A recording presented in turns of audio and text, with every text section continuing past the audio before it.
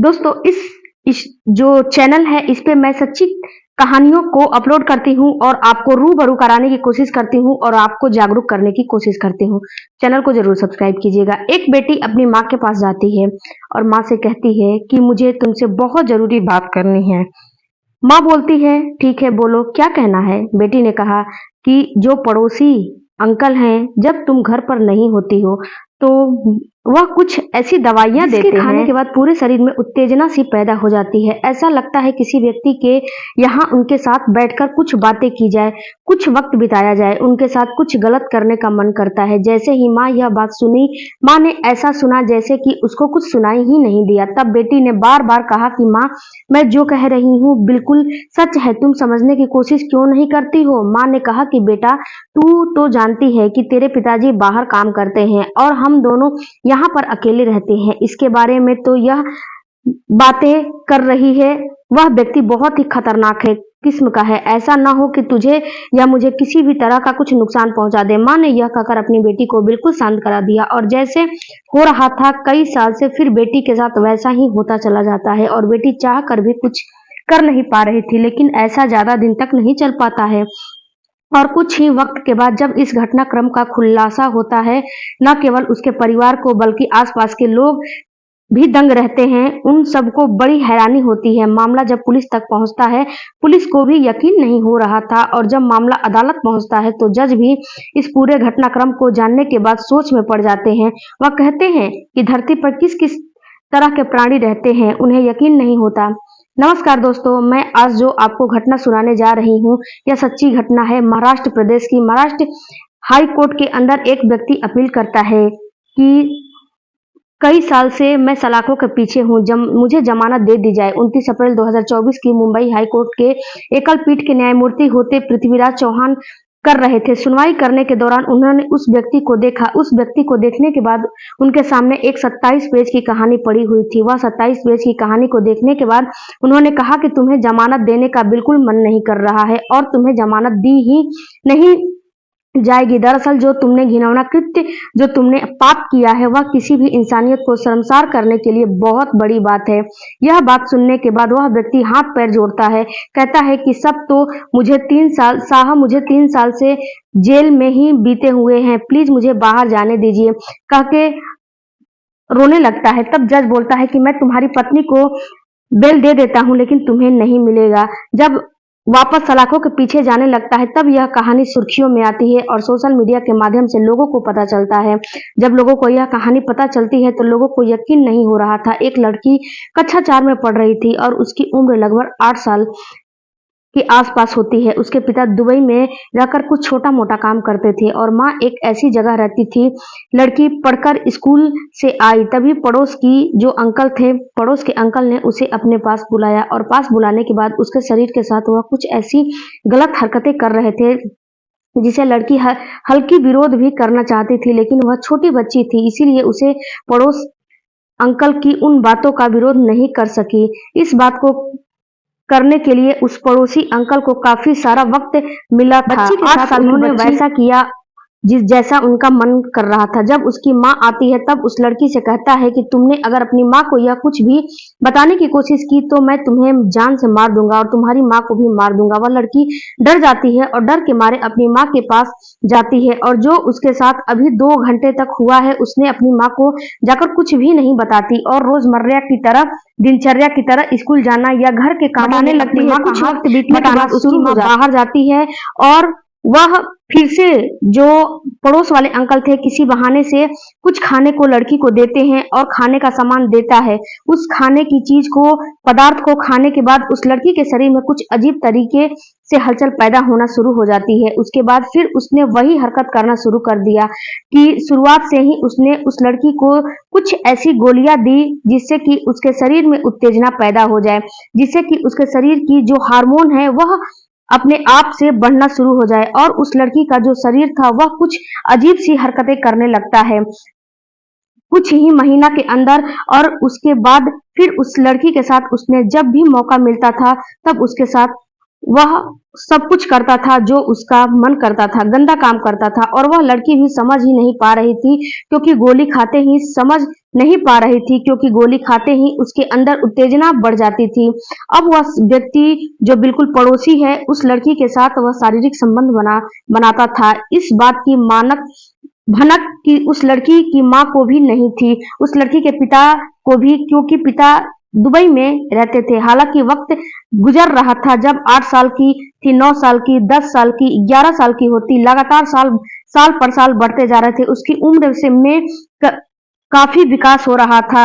उसके साथ जो हरकतें थी वो प्राकृतिक, अप्राकृतिक, और जिस तरह से उसके साथ सेक्स करता था, उसके साथ उसने हर तरह की हर बार कोशिश करता था और बार-बार कोशिश करता था।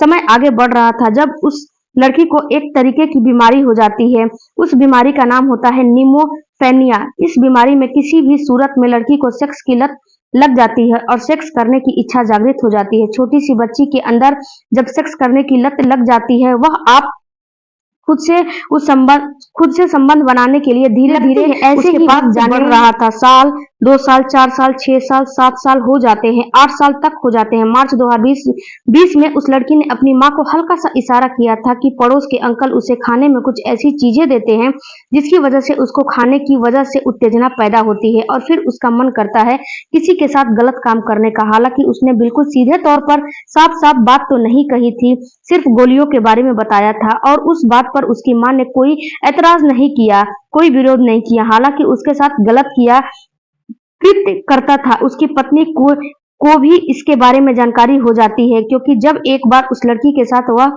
गलत हरकत कर रहा था तब उसने उस पड़ोसी को उसकी पड़ोस वाली आंटी देख लेती हैं और अपने पति को उस बेटी के साथ ऐसी हरकत करते हुए, लेकिन उस महिला ने इस पर उस महिला के आंखों के सामने होता था, लेकिन वह विरोध ही नहीं करती थी। वक्त आगे बढ़ रहा था और जब लड़की 17 साल की हो जाती है, 2021 का यह वाकया है। वह लड़की एक दिन अचानक से घर से भाग जाती है, एक लड़के के साथ भाग जाती है। उसकी माँ ने अपने पति यानी कि दुबई में सूचना भेजी कि बेटी अचानक से गायब हो गई। उसे हर जगह ढूंढा गया है लेकिन मिल नहीं पा रही है। आखिरकार अपनी बेटी को ढूंढने के लिए पिता शहर से वापस आता है और बेटी को ढूंढने लगता है, लेकिन लाख कोशिश के बावजूद भी बेटी नहीं मिलती है। तभी पति और पत्नी पास के पुलिस थाने में कंप्लेंट लिखवाते हैं क्योंकि वह लड़की, उसकी उम्र कम थी, 18 साल की अभी कंप्लीट नहीं हुई थी। आखिरकार लड़की की तलाश करने के लिए पुलिस प्रयास जारी रखती है और सोचती है कि क्यों ना जिस कमरे में लड़की रहती थी उस कमरे की तलाशी ली जाए। और जब पुलिस उस कमरे की तलाशी लेने जाती है तो उसे एक वहां पे डायरी मिलती है क्योंकि पुलिस यही सोचती है कि लड़के के बारे में कुछ ना कुछ जानकारी कुछ जरूर मिलेगी। 27 पेजों के अंदर उसने पूरी कहानी अपनी जिंदगी की लिखी थी। किस तरह से कक्षा 4 से किस तरह से अंकल ने उसे उसकी पहली बार उसको छुआ, किस तरह से उसने उसको गोलियां खिलाई, उसके शरीर की उत्तेजना उसने पैदा की, किस तरह से उसने एक ऐसी बीमारी की लत लगा दी जिसकी बीमारी में उसको सेक्स करने की लत पड़ जाती है।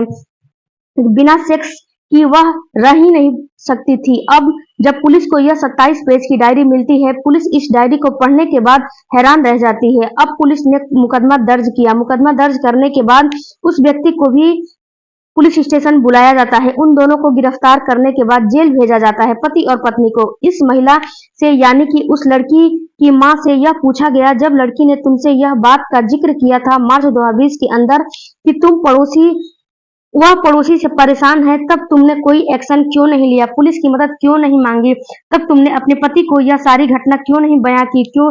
तब माँ बोलती है कि मैं डर गई थी, मुझे डर लग रहा था कि कहीं ऐसा न हो उस बेटी को कहीं नुकसान न पहुंचा दे। वह डर गई थी बहुत बुरी तरह से, इसीलिए वह कहीं नहीं जा पा रही थी। वह यह नहीं जानती थी कि उसकी बेटी के साथ इतने लंबे समय से इतना घिनौना, और न ही अपनी बेटी के साथ जो बेटी का दुख था, उसके तकलीफ थी, उसमें वह साझा करने की कोशिश की और पत्नी को गिरफ्तार किया गया। गिरफ्तार करने के बाद उनको जेल भेज दिया गया।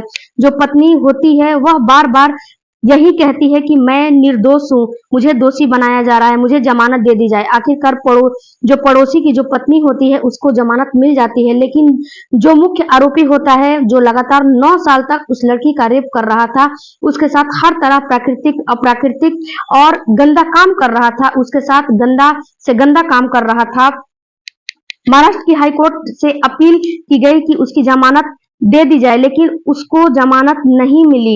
इस व्यक्ति को समाज में रहने का कोई हक नहीं है। इस घटना का सुनाने के बाद कोई कैसा कितना खूंखार व्यक्ति हो, उसकी भी अंतरात्मा झकझोर जाएगी। लेकिन तुम जैसे व्यक्ति क्या साबित करना चाहता है कि फिर जाकर तुम ऐसे किसी बेटी के साथ गलत काम करोगे, इसीलिए तुम्हें ये जमानत नहीं मिलेगी। फिलहाल जब लोगों को पता चलता है तो लोगों को यकीन नहीं हो रहा था कि एक व्यक्ति एक छोटे से बच्चे के साथ शुरू करता है, तब वह 8 साल की होती है और जब उसकी लास्ट होता है तब वह 17 साल की हो जाती है। यह भी बताया जाता है उस आदमी की उम्र ज्यादा बढ़ गई थी, उस लड़की को सेक्स करने की जरूरत बहुत ज्यादा बढ़ गई थी, इसीलिए उसने एक ऐसी लड़की की तलाश की जिसके साथ वह भाग सके, जिससे के साथ वह अपनी नीड को पूरा करती। इसीलिए उस लड़की को बरामद कर लिया गया था। बरामद करने के बाद जब उसका मेडिकल परीक्षण कराया गया तो यह सिद्ध हो चुका है कि उस लड़की को बाकी यह गलत मेडिसिन दे रहा था, बहुत ज्यादा उसके साथ गलत कृत्य किया है। दोस्तों, इस पूरे घटनाक्रम को सुनाने का उद्देश्य किसी को परेशान करना नहीं है, किसी का दिल दुखाना नहीं है, आपको सचेत करना है, आपको बताना है, आपको यह बताना है कि आप अपने बच्चों के साथ बीच बीच में बातचीत करते रहे। वह किससे मिलता है, किसके साथ रहता है, क्या कहता है, क्या खाता है, क्या पीता है। यह भी बताया जाता है कि इस लड़की को इतना ज्यादा स्ट्रेस होने लगा था कि अपने स्ट्रेस को कम करने के लिए यह लड़की सिगरेट पीने की लत उसको पड़ गई थी, लेकिन घर वालों को इसके बारे में कुछ भी ज्यादा पता नहीं था। बेटी को सिगरेट पीने की आदत जो पड़ गई थी, माँ को उसके बारे में कुछ नहीं पता था। माँ कोशिश भी नहीं की कि मेरी बेटी क्या करती है। इतने लंबे समय तक कभी भी उसके साथ इतना गलत नहीं होता अगर माँ कोशिश करती तो। अगर वीडियो अच्छा लगे तो मेरे चैनल को सब्सक्राइब कीजिएगा, गलती हो तो माफ कीजिए।